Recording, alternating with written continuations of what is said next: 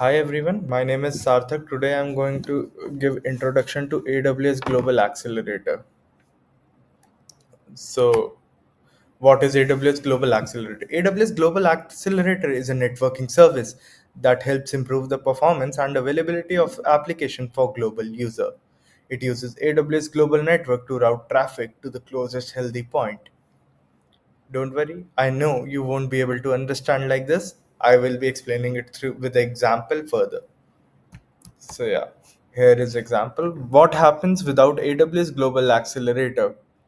So as you can see, a user want to access some application website or file through. So it will be going through different local ISPs network. If AWS Global Accelerator is not there, uh, and traveling through different local ISP network will be having a lot of hops in it. So these hop will increase time, and also it will introduce risk. So this is what it is written over here. It can take many network to reach the application. Paths to and from application may differ. Each hop impacts performance and can introduce the risk. So yeah, uh, when with what happens with AWS Global Accelerator, if a user want to access some website, application or file, instead of traveling through local ISP network, it will travel internally in the AWS global network, and it will take user directly to the nearest AWS edge present to the user, so that it doesn't take time to load site, and it also reduces risk. How does it work? User request First, the user request. User opens the application using fixed IP address provided by the AWS Global Accelerator, AWS private network. The request travel through AWS secure and fast global network instead of public internet, reducing delays. Choosing the best region, AWS picks the closest and healthiest data center to handle the request. Connecting to the application, the request is sent to the load balancer or server EC2 instance that runs application. So, like, I will explain this with this diagram. Mm, as there is a user from Australia, America, and Europe. So, and there is a public ALB. So, what will happen? It the, the request will be traveled through request will be traveled internally through the AWS global network, and it will go to the nearest AWS edge present to the user. So that nearest edge present to the user will reduce the time and hops which comes in the traveling through local ISP networks, and it also reduces risk. And as written over here, note is written over here, it can have multiple endpoints across a region. Standard accelerator automatically route to a healthy endpoint which is nearest to the user. So over here term is mentioned, healthy endpoint. So what does healthy endpoint means? Healthy endpoint means that your global accelerator keeps on checking whether this endpoint is healthy or not. The endpoint is working or not. If that endpoint is not working, it quickly transfers user to the different endpoint which is nearby to the user, so that it does not crashes or something happens, to prevent disaster also. So there's a example I've shown over here. There's a user from India, and what global and there are two EC2 instances from North Virginia and Mumbai. So what will happen? Global Accelerator will automatically route user to the Mumbai instance, as it would be the nearest instance present to the user. And this prevents time, and also this reduces time and prevents risk. So, what are the key benefits of Global Accelerator?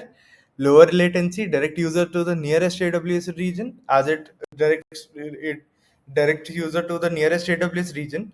So latency is less, high availability. AWS is having such a big infrastructure, so availability is high.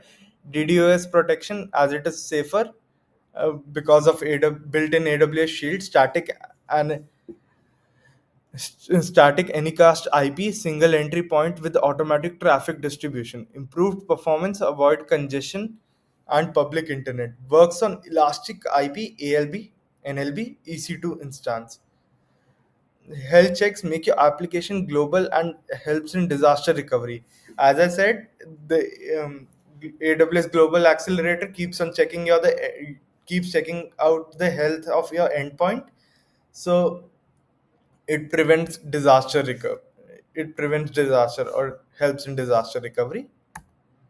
Use case: single region application, improving latency and availability. Single region application. Multi-region application, simplified and resilient traffic routing for multi-region application.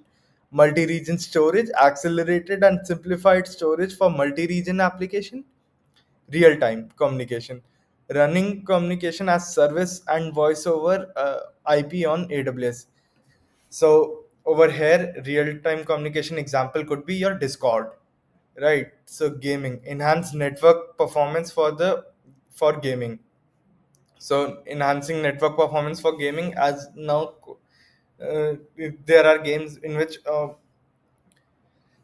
users and different players from different country connect to each other and play. So over here it is used.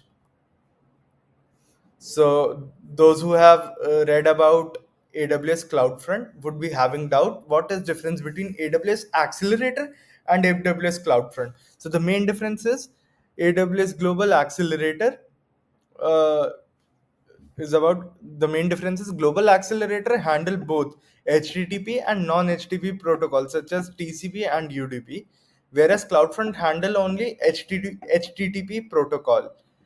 Global Accelerator use edge location and find the nearest path, whereas CloudFront uses edge location to cache. Mm. Global Accelerator charges a fixed hourly fee, whereas CloudFront charges on the basis of HTTP request and data transfer. So in CloudFront, if there would be more requests, more money would be there. So now it's time for some hands-on. Now we'll proceed to some. Now we'll proceed to hands-on. So it's time for some hands-on now.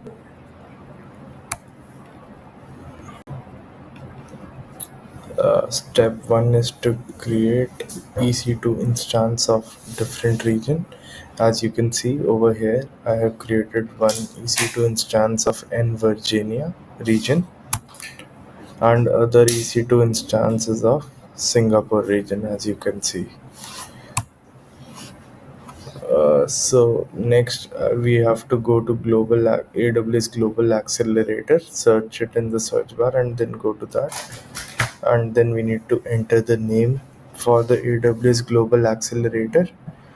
Uh, then we need to add listener, and then we need to add endpoints for the AWS Global Accelerator. As I have created two EC2 instances, I have given their endpoint, given them as endpoint. So then I have deployed my EC2. Then I have deployed my global accelerator.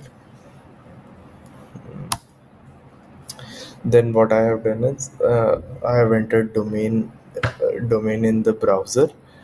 After entering the domain in the browser, it took me to the Singapore region, and